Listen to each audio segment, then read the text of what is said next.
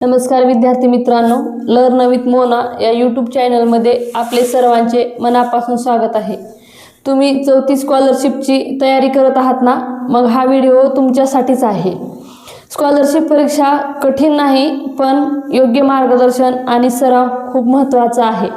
या चॅनलमध्ये आपण महत्त्वाचे प्रश्न, सोप्या ट्रिक्स, वेळ वाचवण्याच्या पद्धती आणि भरपूर सराव अगदी सोप्या शब्दांमध्ये शिकणार आहोत।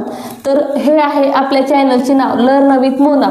आपल्या व्हिडिओला सुरुवात करण्याअगोदर लर्न विथ मोना या यूट्यूब चॅनलला लाईक, शेअर आणि सबस्क्राईब करायला विसरू नका। चला तर मग आज आपण गणित हा विषय अभ्यासणार आहोत। गणित विषयामध्ये एकूण मुख्य 7 घटक आहेत। त्या 7 घटकापैकी पहिला मुख्य घटक आहे संख्याज्ञान। तर या मुख्य घटकामधील उपघटक आहे आंतरराष्ट्रीय व रोमन संख्या चिन्हे वाचन व लेखन। तर आज आपण देवनागरी संख्या चिन्हे आणि आंतरराष्ट्रीय संख्या चिन्हे पाहणार आहोत। हे पहा, देवनागरी संख्या चिन्हे म्हणजे काय? तर जे आपण मराठी भाषेमध्ये संख्या म्हणतो, 0 1 2 3 4 5 6 7 8 9 10 ह्या झाल्या देवनागरी संख्या चिन्हे।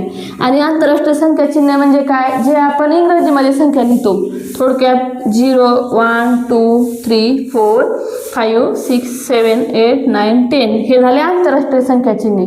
तुम्हाला परीक्षेमध्ये प्रश्न विचारला जातो की देवनागरी संख्या चिन्हे आणि आंतरराष्ट्रीय संख्या चिन्हे यामधील फरक किती?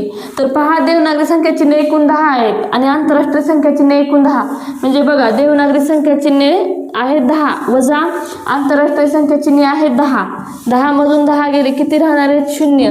म्हणजे देवनागरी संख्या चिन्हे आणि आंतरराष्ट्रीय संख्या चिन्हे यामधील फरक किती असणार आहे? तर 0 आहे। तर बघा, इथं काही उदाहरणं दिलेत। 497 ही संख्या आंतरराष्ट्रीय संख्या चिन्हात कशी लिहितात? तर 497 ही संख्या आंतरराष्ट्रीय संख्या चिन्हामध्ये अशी लिहितात, म्हणजे थोडक्यात 497। दुसरं उदाहरण आहे 63,821 ही संख्या आंतरराष्ट्रीय संख्या चिन्हात कशी लिहितात? तर कशी लिहिणार आपण? बघा, 63821 म्हणजे आंतरराष्ट्रीय संख्या चिन्हामध्ये 63,821 असे लिहितात।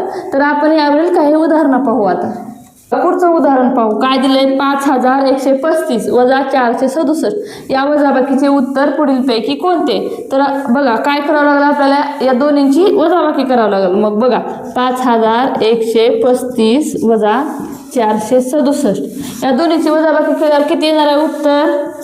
4668।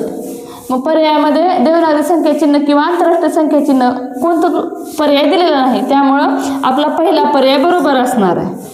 पुढचा प्रश्न काय आहे? पुढील संख्या अक्षरांश कशी लिहितात? कोणती संख्या दिले? 98,584। तर मग बघा, पर्यायामध्ये कोणता पर्याय बरोबर असणार आहे? पहिला पर्याय काय दिले? 98,084 हे बरोबर नाही। दुसरा पर्याय काय आहे? 98,584 हा पर्याय काय असणार आहे? बरोबर आहे। आपल्याला काय सांगितलं? 98,584 पर्यायात लिहायला सांगितले, त्यामुळं हा 98,584 पर्याय। बघा, पुढचा प्रश्न काय दिले? पुढीलपैकी अयोग्य जोडी कोणती? अयोग्य म्हणजे चुकीची। पहिला पर्याय काय आहे? 627 बरोबर 627 हे काय दिले? आंतरराष्ट्रीय संख्या चिन्हामध्ये, आणि हे काय दिले? देवनागरी संख्या चिन्हामध्ये, त्यामुळे हा पर्याय काय असणार आहे? बरोबर आहे। पुढचा पर्याय बघा, हे दिले आंतरराष्ट्रीय आणि हे दिले देवनागरी संख्या चिन्हामध्ये, काय दिले? 1966 बरोबर 1966 हा सुद्धा पर्याय काय आहे? बरोबर आहे। तिसरा पर्याय काय दिले?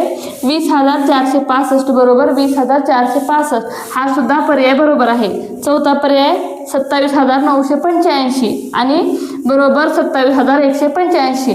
बघा, इथं काय केले? 985 आणि इथं काय दिले? 185, त्यामुळे काय असणार आहे? हा पर्याय चुकीचा आहे।